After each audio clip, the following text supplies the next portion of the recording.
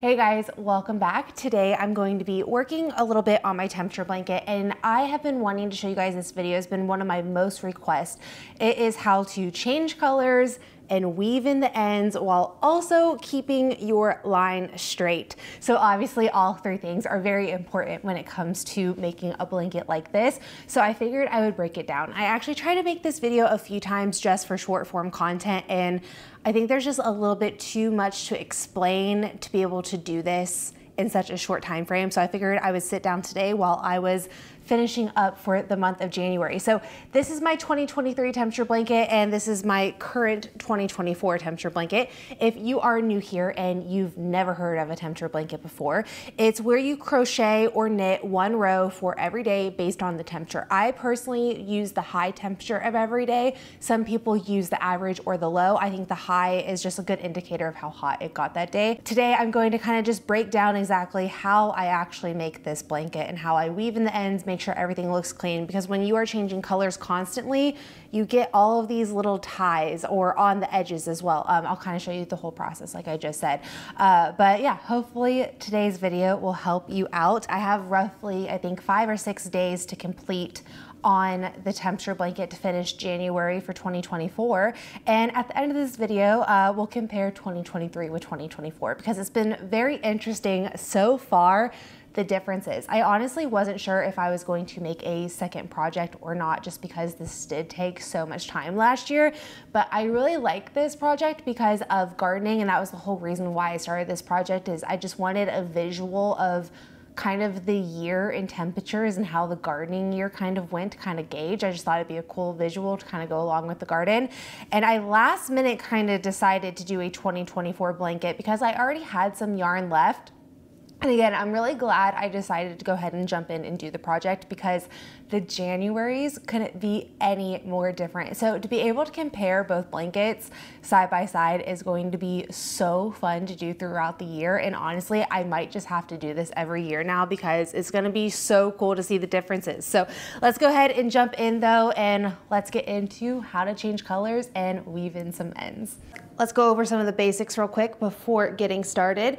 This is my color chart. This is all the different colors of yarn and the temperature ranges that they represent. The white color in the middle here is a month divider. And that is the color that we crochet at the end of every single month.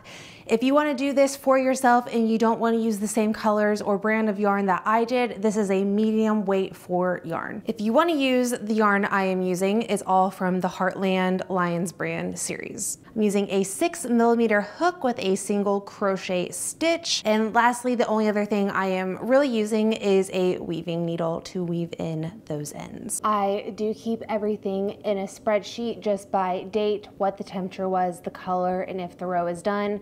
This is for 2024. I'm just keeping 2023 beside so I can compare really easily. But I just go through every day, and then if I don't have time or I don't want to crochet, I just go ahead and fill in whatever that range was, and then I type yes once it's done. So if we see here, we are currently on January 27th. We had a high of 38 degrees, which is Carlsbad Caverns. All right, so we are on our last row before switching to our new color, and we're at the final stitch here. So what I'm going to do is insert my crochet hook into that stitch, go ahead and grab my yarn and pull it through.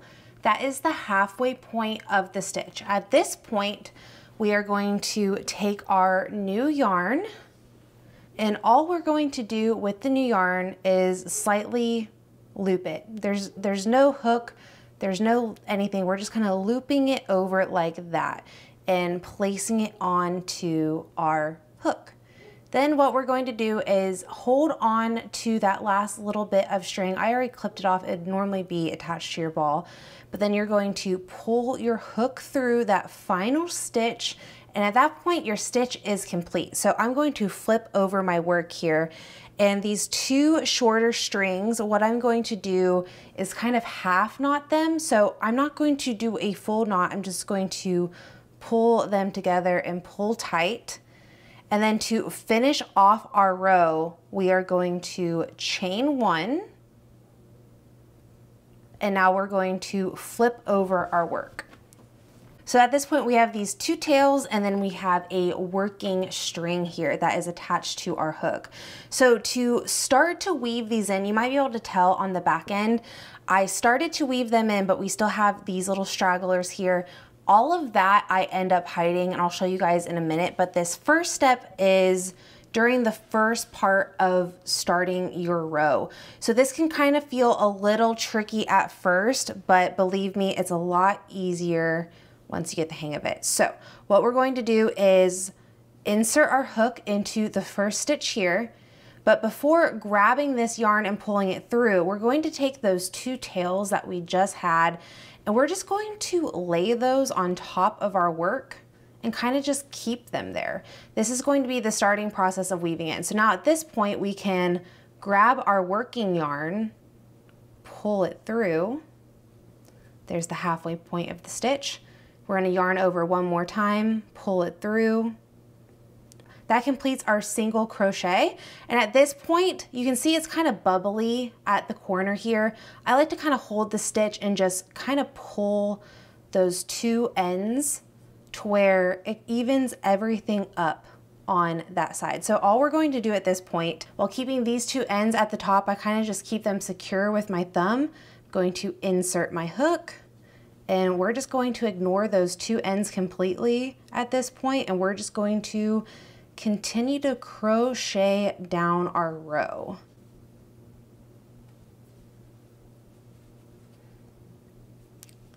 So I'm going to insert my hook, grab the yarn, pull it through, yarn over, pull it through, insert my hook, grab the yarn, yarn over, pull it through.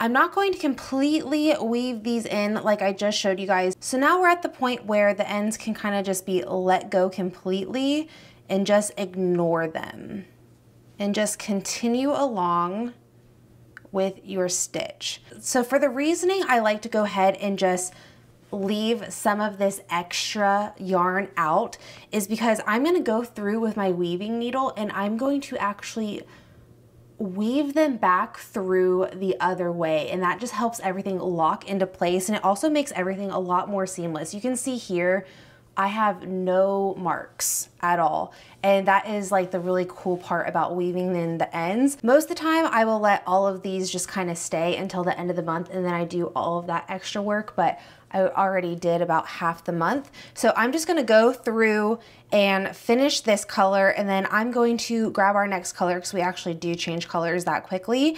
And I'm gonna show you guys that whole process one more time. And then I'm gonna get through all of the rows that I need to get done. And then I'm going to finish showing you guys the whole weaving in process.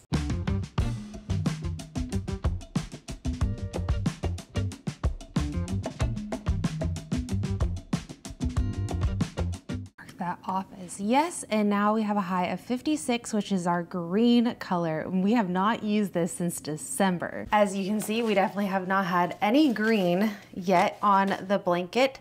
So again, all we're going to do at this point is go ahead and cut the yarn that's currently attached about 5 to 6 inches worth, and then we're going to do our last stitch here. So final stitch, we're going to insert it in, grab our current yarn, we're at the halfway point of our stitch, grab our new yarn, and we're going to just kind of loop that over where you're just kind of folding in over, again, another 5 to 6 inches on that tail.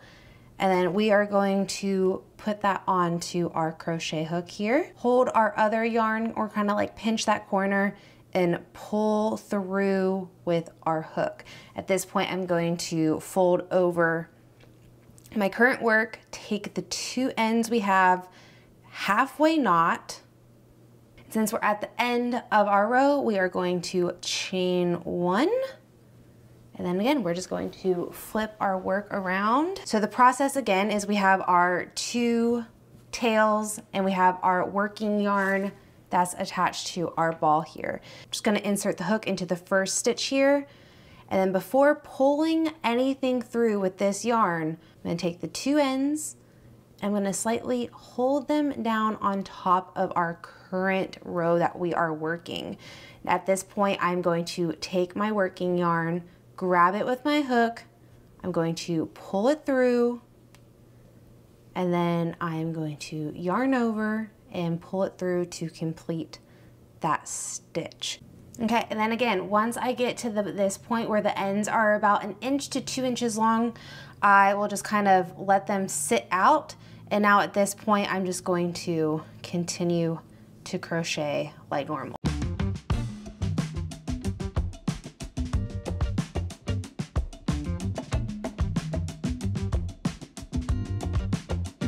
There is the green added, and now I have 3 days worth of 60s, and then we are done with the month of January.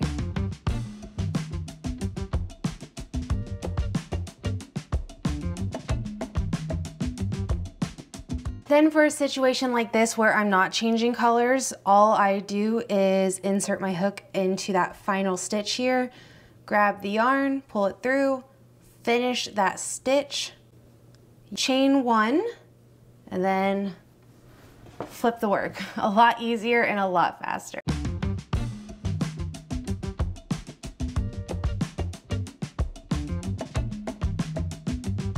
All right, so now that the rows are all done, let's go ahead and get the rest of these ends weaved in. So before I do anything else, one thing I like to do is hold on to the edge here and kind of pull at these strings a little bit to make sure they are straight. You can see this like little blue notch. See how that thread right there is kind of bubbling up throughout? So what I'm gonna do, you can see like the bubbling right here. I'm gonna hold on to this thread and hold on to the end and slightly just tug at that end, and you can see there's a lot more of that end exposed. So just go through, slightly tug at these ends. Don't do it too hard because that will end up messing up your line. But some of these you do want to slightly pull a little bit more. You can see how that kind of really straightened up that line right there. And then there we go. Okay. So now that that's done, I am going to take my crochet weaving needle, and I also have just like a file. This is going to help push everything through, and also I have some scissors that we'll use in a minute. All right, so to start, I am going to take my weaving needle here, and all I'm going to do is take my needle and kind of reverse stitch back along like 3 or 4 of these. I'm not going to go the whole way down.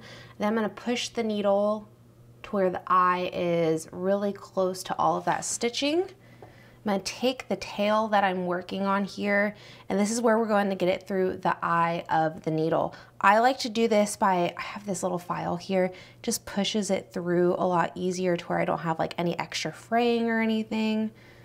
Pull that through. Then what I'm going to do is I'm going to slightly pull at this needle here, and don't tug at this. You want to make sure that your end stays in. So when you get this bubble at the end here, once you start pulling it completely through, I like to take the end that I'm trying to weave back through and just pull it. So now you can see that the weaved end is going the opposite direction. I'm going to work on all of these and get them to be kind of tucked in. I'm going to take my needle and weave it through about 3 to 4 stitches. Push it on through.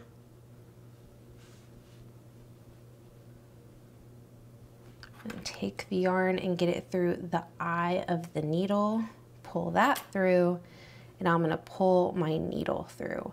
And again, I like to kind of put my thumb there as I'm pulling this through, and then I just like to slightly grab at that end. That way that thread actually is completely tucked in there, and it makes it way more secure. All right, so final part to this whole step is to take some scissors and a lighter. So what I'm going to do is cut really closely to where these are now done.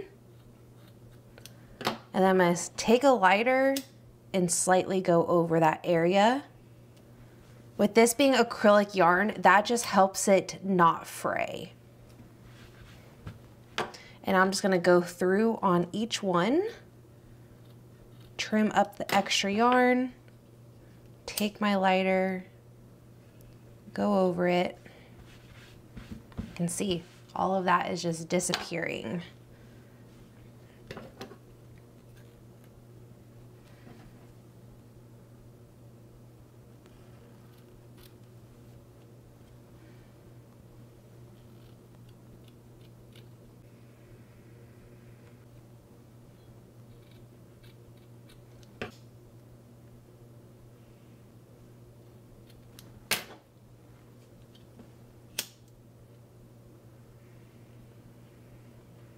And there you have it. You can see it looks so clean.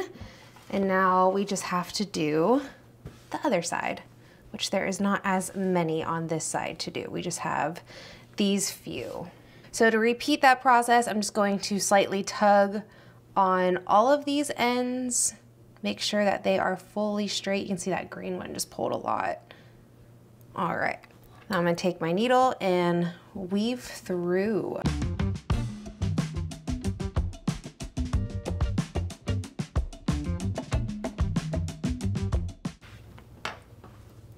And there you have it. See? Clean. Okay, and here is the differences. Here is 2023, here is 2024. So in 2024, we only had 4 days above 50. And in 2023, we had 15. Our coldest stretch was toward the bottom here. Our coldest day last year, I think, was like 21 or 22, the very end of January. And our coldest day this year was in the middle of January, and we had a high of 6 degrees. So crazy the difference. I do need to go ahead and finish my month divider, but it's so cool to see the differences between the years already. Well guys, I hope this helps you out as you are weaving in your ends and changing colors throughout your temperature blanket. I think that is going to conclude everything for today's video. Mr. Sweeney here decided that this looked like a great place to nap, so I'm gonna let him do that. Thanks for hanging out today, guys. I'll see you all in the next one. Bye.